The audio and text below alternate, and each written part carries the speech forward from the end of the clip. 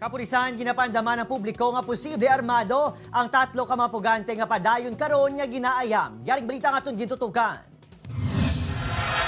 Matapos ang pagbayluhan ng isang lupok sa tunga sa katapos ng BJMP Kapulisan, kag sa 5 ka mga pugante sa barangay Blumentritt, Murcia kahapon, nakita ng ini nga kalibre 38 kag mga bala malapit sa bangkay ni Marvin Celeste. Hindi pa matumod kung siya ang may bitbit sa armas o kung nabilin ini sa iya makaupod. Ang sigurado sa otoridad, armadong grupo kag may mga koneksyon. Ibig sabihin meron silang koneksyon dito sa labas na pwede nilang makuha na ng mga baril o kung ano mang meron pa rin silang grupo na pwede nilang palapitan dito sa labas. Kagabi, girespondihan sa kapulisan ang impormasyon nga nakitaan sa Danilo Celeste kag Alejandro Montoya nga nagtabok sa dalan gikan sa likod sang isa ka distillery plant lusot sa area sang subdivision kag Bacolod Golf and Country Club sa Blumentritt.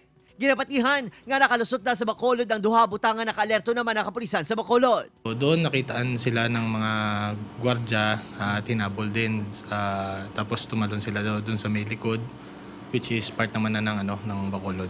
Si Francisco Ipogon, yung ginapahayag leader sa Ipogon Robbery Group, kag ginatudlo responsable sa kamatayon sa isa ka Belgian national sa Bacolod City sa nagligad niya tuig, posible nga nagsipak na sa duha. Ginapatihan nagbalik ini sa Bago City. Gani ang mga tanod sa barangay Tabunan, padayon man ang pagsekyar sa boundary sa Sumag, Kabug, Felisa kag Murcia. Kami garobeng man tayo, siyempre kami lang garo na panilaga nila kung saman pag robeng, tinago sila pag lampuwas naman, guwaan man na sila siguro.